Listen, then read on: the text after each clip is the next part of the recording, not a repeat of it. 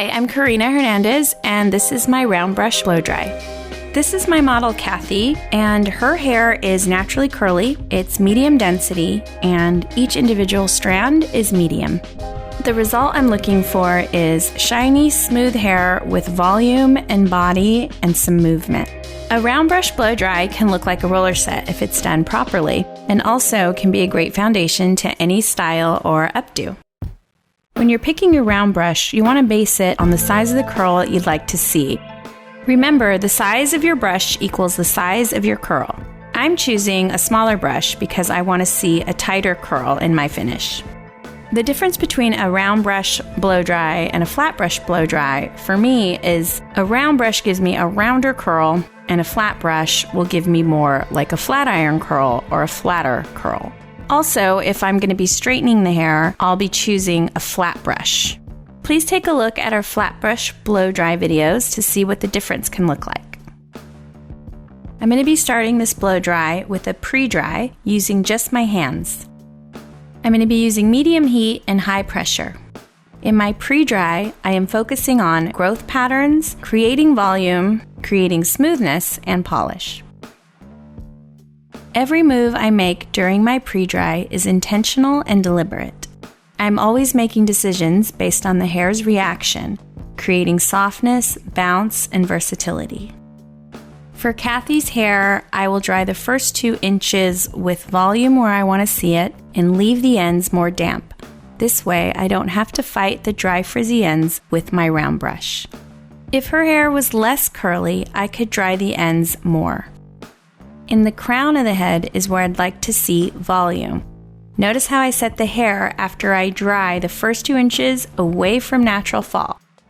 This helps make my style last all day.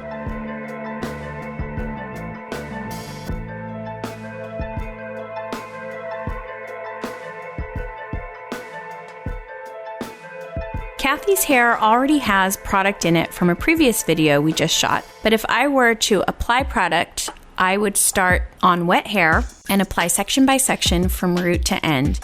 I like to choose my product based on suitability. Because Kathy's hair is curly, I'm going to be using smoothing products through the ends, and at the roots, I'm going to be choosing product for volume. I want to make sure not to over dry the hair to keep elasticity. This is very important because once you've lost the elasticity, the only way to get it back is by re-wetting the hair thoroughly. The air pressure from your nozzle should go in the same direction as the cuticle for a smooth finish. While your client is looking at themselves in the mirror, they should be looking great every step of the way. Once I'm done with my pre-dry, I'm ready to start sectioning. I'm going to be using my tail comb, and I'll be sectioning starting in the nape.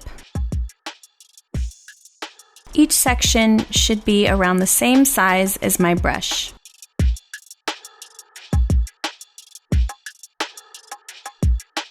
Now I'm going to be switching my blow dryer to high heat, focusing on roots, mid-shaft, and ends.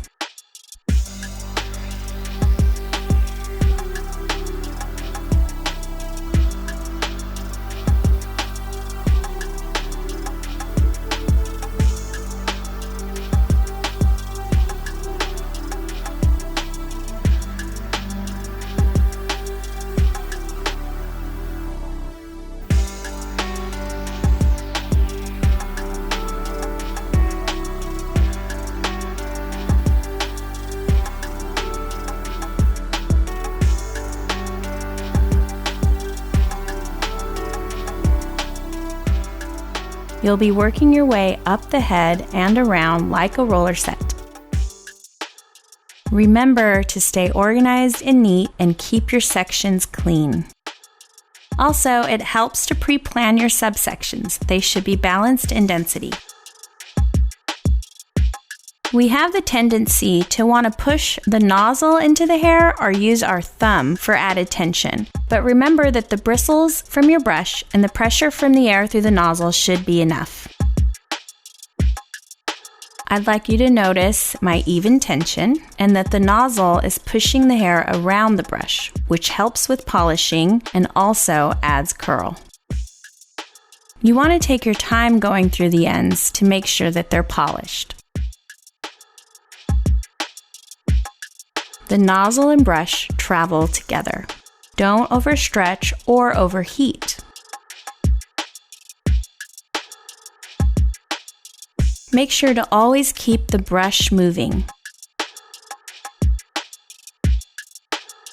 If you'd like to stretch your curl even more, you can unroll your brush and twist out the hair. The hairline does not need a lot of tension or heat. Less is more with bangs and with the baby hairs.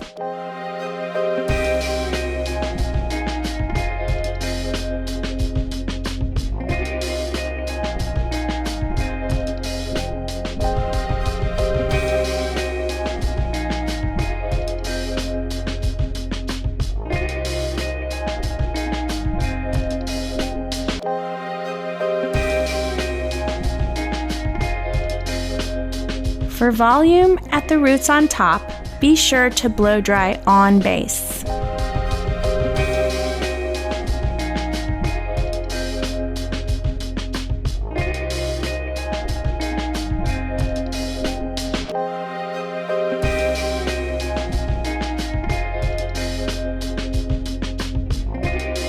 Remember not to pull hair too hard.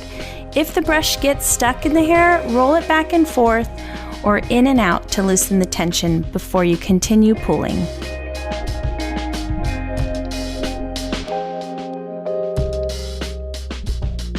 Once you're done with the entire head, you'll want to go through your blow dry at the roots with your blow dryer on medium heat to get rid of any strong partings.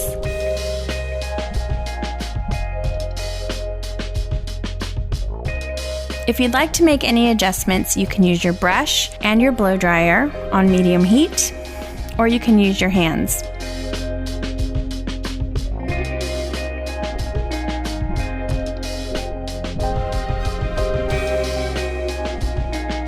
Take a look at your client and place the hair beautifully and make sure it looks suitable. Make sure that she loves it. Add more products if you need to. If you need to add more products, this is a good time to do so. This is a blow dry that I do most often in the salons, and also it's a great option to offer your clients to a natural texture blow dry. Clients love this blow dry because it can last for a few days and it looks so great first day, the second day, and even better the third day. For more info, visit ponyeducation.com.